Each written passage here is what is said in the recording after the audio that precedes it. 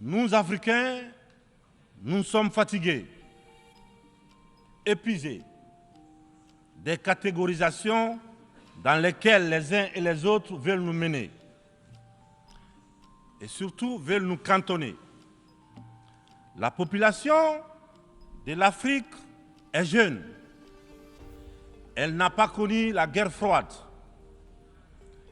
Elle n'a pas connu la guerre et les guerres idéologiques qui ont façonné le monde pendant les 70 dernières années. C'est pourquoi nous, Africains, nous trouvons insultants les cases, les classements qui tantôt nous placent sous influence des Américains, tantôt sous celle des Anglais, tantôt des Français, tantôt des Chinois, des Russes et même des Turcs. Nous ne sommes ni pro, ni anti-américains, ni pro, ni anti-chinois, ni pro, ni anti-français, ni pro, ni anti-russe, ni pro, ni anti-turc. Nous sommes tout simplement pro-africains. C'est tout. Tengo el honor de dar la bienvenida al excelentísimo señor Mamadi Doumbouya, presidente del Comité Nacional para la Reconciliación y el Desarrollo, presidente de la República de Guinea y jefe de Estado, y lo invito a dirigirse a esta Asamblea General.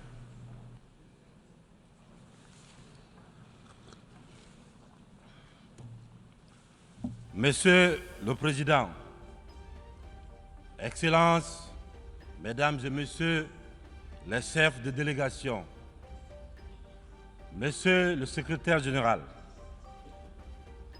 je voudrais, avant de commencer, Monsieur le Président, vous adresser les chaleureuses félicitations de la délégation guinéenne pour votre brillante élection à la présidence de la 78e Assemblée générale des Nations unies. Je voudrais également, devant cette auguste Assemblée, vous assurer du soutien de mon pays. Je souhaite par la même occasion rendre un hommage mérité à votre prédécesseur, M. Saba Korosi de la Hongrie, à M. le secrétaire général, M. Antonio Guterres. Je le remercie pour le dévouement avec lequel il dirige notre organisation.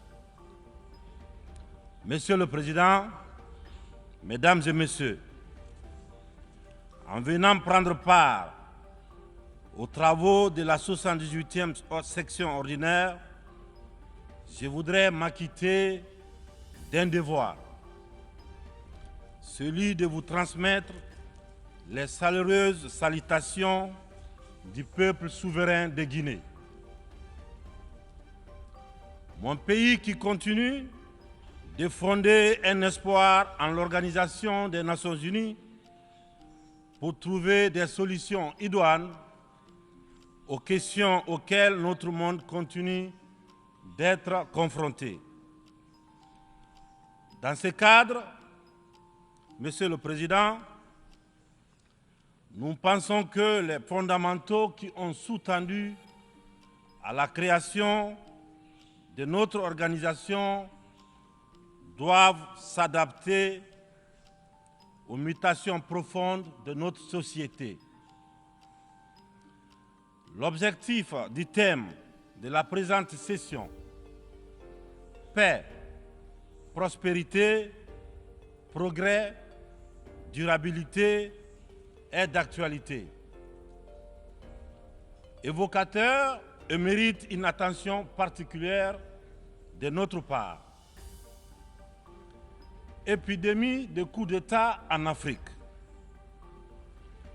Après celle de la Covid-19, le continent est frappé par celle des putschs militaires. notamment dans les pays francophones du sud du Sahara. C'est tout le monde qui le condamne, qui les sanctionne, qui s'émeut de la réapparition brusque de cette pratique que l'on croyait révolue, à juste titre.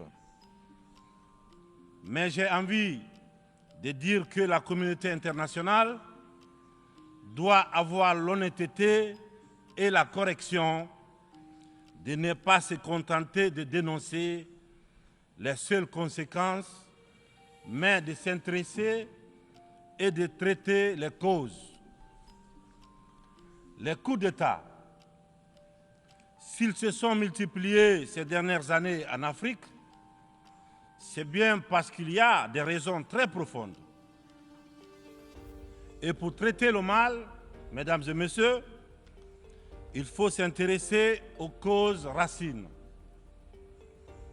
Le putschiste n'est pas seulement celui qui prend les armes, qui renverse un régime. Je souhaite que l'on retienne que les vrais putschistes, les plus nombreux, qui ne font l'objet d'aucune condamnation, c'est aussi ceux qui manigancent, qui utilisent la fourberie, qui trichent pour manipuler les textes de la Constitution afin de se maintenir éternellement au pouvoir. C'est ceux en col blanc qui modifient les règles du jeu pendant la partie pour conserver les rênes du pouvoir. Voilà les putschistes les plus nombreux. Monsieur le Président, Mesdames et Messieurs, je fais partie de ceux qui, un matin, ont décidé de prendre nos responsabilités pour éviter à notre pays un chaos complet, une situation insurrectionnelle. Aucune force politique, toute complètement neutralisée à l'époque, n'avait ni le courage, ni les moyens de mettre fin à l'imposture que nous vivions. La rectification institutionnelle à laquelle mes frères d'armes et moi avons pris nos responsabilités le 5 septembre 2021 n'était qu'une conséquence de cette situation de chaos qui avait fini par fissurer le tissu social et mettre à mal le vivre ensemble.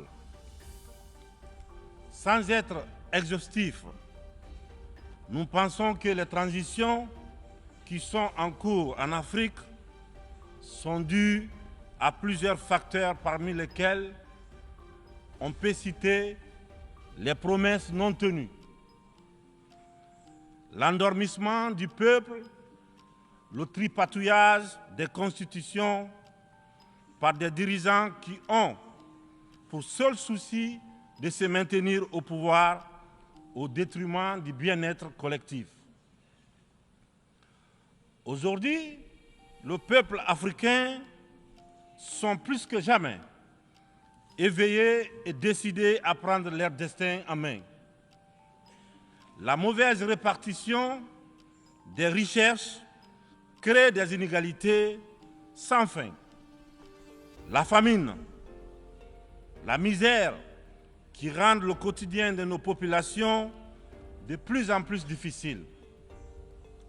Ces inégalités font partie des causes des événements qui mettent en péril surtout le vivre ensemble. Quand les richesses d'un pays sont dans les mains d'une élite, alors que les nouveau-nés meurent dans les hôpitaux par manque de couveuses, il n'est pas surprenant que dans de telles conditions, nous assistons à des transitions pour répondre aux aspirations profondes du peuple. L'Afrique souffre, mesdames et messieurs. Elle souffre d'un modèle de gouvernance qui lui a été imposé. Un modèle certes bon et efficace pour l'Occident, qu'il a conçu au fil de son histoire, mais qui a du mal à passer et à s'adapter à notre réalité, à nos coutumes, à notre environnement. Hélas, j'aimerais dire que la grève n'a pas pris. Je sais que lorsque je dis cela, tout de suite, ils sont nombreux à se dire encore un bidas qui veut tordre le cou à la démocratie. Encore un soldat qui veut imposer sa dictature.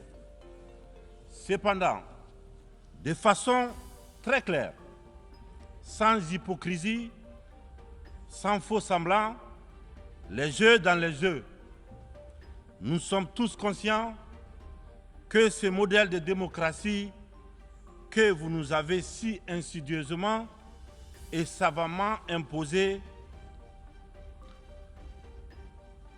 après le sommet de la Baule en France, presque de façon religieuse, il ne marche pas. Les différents indices économiques et sociaux sont là pour démontrer que ce n'est pas un jugement de valeur sur la démocratie en elle-même. Croyez-moi, bien entendu, c'est un constat, c'est un bilan. Sur plusieurs décennies d'expérimentation chaotique de ces modèles dans notre environnement, une période où il n'a été question que de joutes politiques, au détriment, bien sûr, au détriment de l'essentiel, qui est l'économie, la transformation de nos matières premières sur place. Permettez-moi de pousser l'exercice de vérité un peu plus loin. Avec ma courte mais intense expérience à la gestion d'un État, la Guinée, j'ai mieux mesuré à quel point ce modèle a surtout contribué à entretenir un système d'exploitation et de pillage de nos ressources par les autres. Et une corruption très active de nos élites, des leaders nationaux, à qui on a souvent accordé des certificats de démocrates. Et en fonction de leur docilité ou de leur aptitude à brader les ressources et les biens de leur peuple, ou encore de leur facilité à céder aux pseudo-recommandations et injonctions des grandes puissances. Je dois d'ailleurs, dans ce sens, confesser que tout ce à quoi je fais face dépasse l'imagination.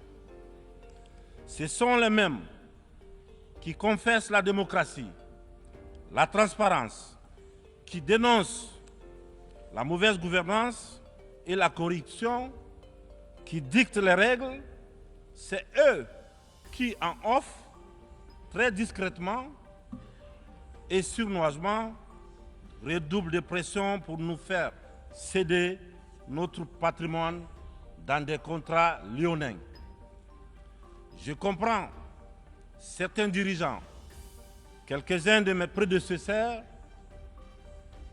qui, parce qu'ils avaient des fragilités, parce qu'ils étaient sous pression, ou parce qu'ils traînent des casseroles, ou surtout parce qu'ils avaient des agendas politiques, ont cédé à ce qu'on leur demandait. Je les comprends sans les approuver. Certains m'ont même rappelé que si j'avais un agenda politique, je serais moins à l'aise pour mener à bien les réformes auxquelles mon gouvernement et moi nous nous sommes attaqués. Une chose est certaine, nous n'avons qu'une seule préoccupation, le bien-être du peuple et le vivre ensemble. C'est cela notre priorité. C'est pourquoi la transition que je dirige a choisi de se consacrer avec méthode en fixant les objectifs clairs dans un ordre précis. Le social, l'économie et le politique.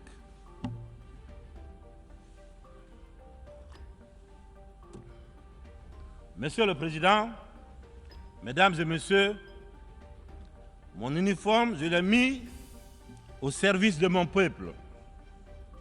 Je vous serai reconnaissant de respecter ces serments, de nous tenir à distance respectable des divisions, de toutes sortes que beaucoup essaient de nourrir dans nos pays.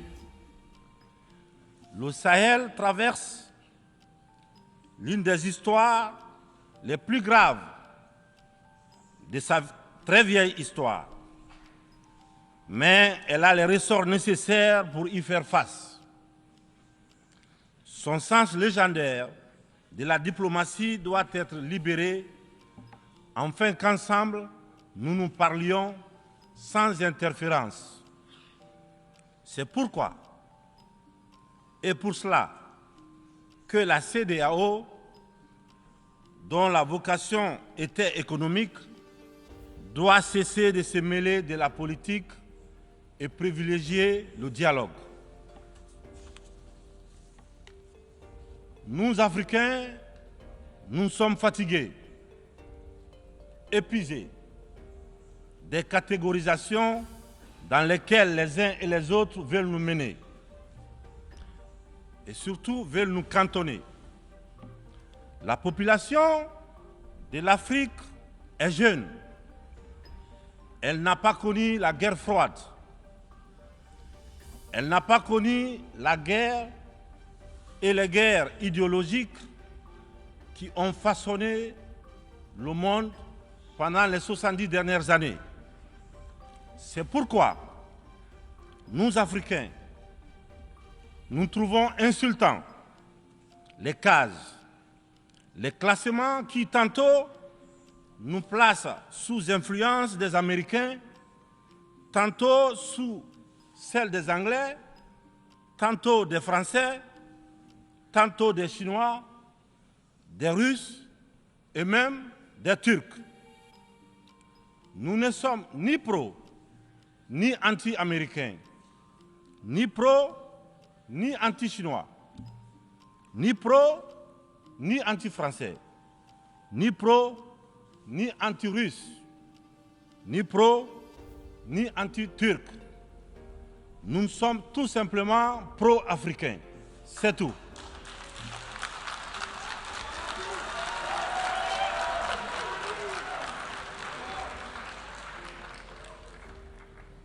Nous mettre sous la coupe de telle ou telle puissance est une insulte, du mépris, du racisme vis-à-vis d'un continent de plus d'1,3 milliard de personnes. Il est important, dans cette prestigieuse et influente assemblée, que l'on comprenne clairement que l'Afrique des papas, la vieille Afrique, c'est terminé.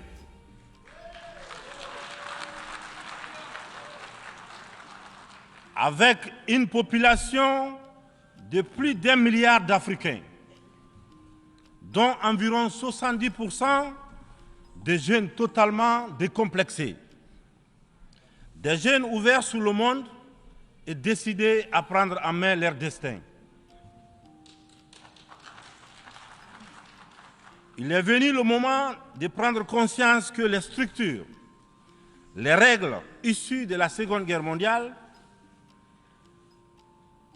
en l'absence de nos États qui n'existaient pas encore, sont obsolètes. C'est la fin d'une époque déséquilibrée, injuste, où nous n'avons pas droit au chapitre. C'est le moment de prendre en compte nos droits, de nous donner notre place, mais aussi et surtout le moment d'arrêter de nous faire de la leçon, de nous prendre de haut, d'arrêter de nous traiter comme des enfants. Rassurez-vous, nous sommes suffisamment grands pour savoir ce qui est bien et ce qui est bon pour nous. Nous sommes suffisamment matures pour définir nos priorités, pour concevoir notre modèle qui corresponde à notre identité, à la réalité de nos populations, à ce que nous sommes tout simplement. Nous vous serions fort reconnaissants de nous faire confiance et de nous laisser mener notre barque comme vous l'avez permis dans certaines régions du monde. Vous l'avez permis en Asie, en Proche et Moyen-Orient, pour ne citer que cela. Cette infantilisation est du plus mauvais effet pour une jeunesse africaine qui s'est émancipée. Dans ce contexte, nous sommes tous interpellés et appelés à procéder à une meilleure analyse de la situation en vue d'initier et de poursuivre de nouvelles politiques au bénéfice de tous. La communauté internationale doit regarder l'Afrique avec les yeux neufs. Elle doit entreprendre avec elle désormais une coopération franche dans un esprit de partenariat gagnant-gagnant. Je vous remercie de votre attention. Merci.